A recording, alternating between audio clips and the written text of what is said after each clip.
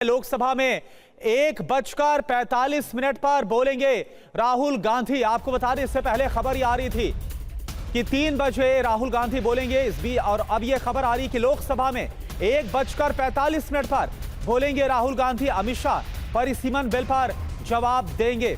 शाम 4 बजे तीनों बिल पर वोटिंग होगी। तो ये अहम जानकारी आपको बता दें कि जो 3 विधेयक पेश किए गए हैं, नारी शक्ति वंदन जो बिल है, जिसको अब नोटिफाई कर दिया गया है, इसको लागू करने के लिए जो 3 बिल पेश किए गए हैं, विधेयक पेश किए गए हैं, इसी को लेकर यह बड़ी खबर है। लगातार चर्चा जारी है और अब राहुल गांधी 1:45 पर बोलेंगे लोकसभा के अंदर और शाम 4 बजे तीनों बिल पर वोटिंग होगी। जाहिर सी बात है, इसमें विपक्ष का भी जो सहयोग है वो सत्ता पक्ष को चाहिए, सरकार को चाहिए। और चलिए, ललन सिंह अभी बोल रहे हैं लोकसभा में, क्या बोल रहे हैं सुन लेते हैं। अगर 50% आबादी संसद में बैठेगी तो लोकतंत्र कहां से समाप्त हो जाएगा? अरे लोकतंत्र समाप्त करने का प्रयास तो कांग्रेस पार्टी ने एक बार किया था, जो इस देश की जनता ने कांग्रेस पार्टी को उखाड़ के फेंक देने का काम किया, कांग्रेस पार्टी को नस्ताबूद कर देने का काम किया। इस देश में, इस देश के लोकतंत्र की जड़ इतनी मजबूत है कि कोई चाह के भी इस देश के लोकतंत्र को समाप्त नहीं कर सकता है। इस गलतफहमी में नहीं दीजिए। तो सभी तर्क उनके जो तर्क थे, कल मैंने सुना बहुत विस्तार से उनका भाषण, थोड़ी मीठी आवाज में बोलती हैं। अभी नहीं हुआ है खत्म मैडम, इतना जल्दी मुड़ी मत हिलाइए, अभी समाप्त बचा हुआ है बहुत कुछ। तो इसलिए कोई तथ्य नहीं है। अब कल प्रधानमंत्री जी का भाषण सुने, आप लोगों ने भी सुना होगा। प्रधानमंत्री जी ने आपको सचेत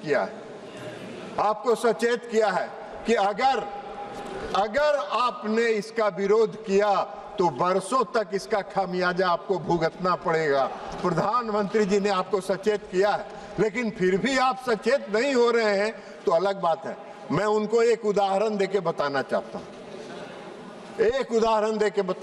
हूं। पंचायतों में 33% का आरक्षण लागू था। 2005 में बिहार के मुख्यमंत्री नीतीश कुमार जी बने और 2006 में उन्होंने कहा कि 33% हम नहीं मानते हैं। हम इस देश में महिलाओं की आबादी और इस राज्य में महिलाओं की आबादी 50% है। हम 50% पंचायती राज व्यवस्था में, नगर निकाय में आरक्षण देंगे। और सिर्फ उन्होंने पंचायतों में और नगर निकाय में आरक्षण नहीं दिया, मुख्यमंत्री नीतीश कुमार जी ने एकल पद जो प्रमुख का पद होता है, जिला परिषद के अध्यक्ष का पद होता है, सरपंच का पद होता है, उस पर भी आरक्षण उन्होंने दिया। लालू प्रसाद जी उसमें विरोध में थे, एनडीए की सरकार थी। लालू प्रसाद जी ने उस नीतीश जी के फॉर्मूले का विरोध किया और आज तक उनको खामियाजा भुगतना पड़ रहा है।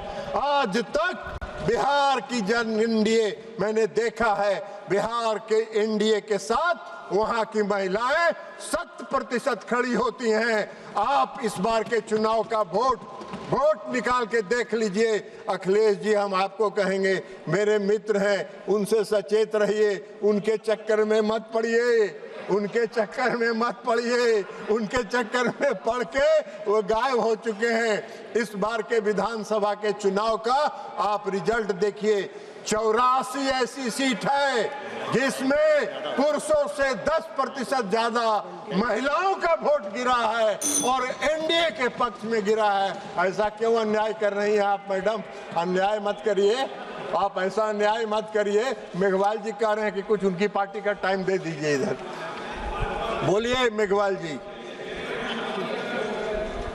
अब 2023 से मातृत्व शक्ति इंतजार कर रही। 2023 में जब नारी शक्ति वंदन अधिनियम आया, उस समय से इस देश की मातृत्व शक्ति इंतजार कर रही है कि मुझको कब मौका मिलेगा। और जब प्रधानमंत्री जी ने आज उनको मौका दिया तो आप विरोध में खड़े हो गए।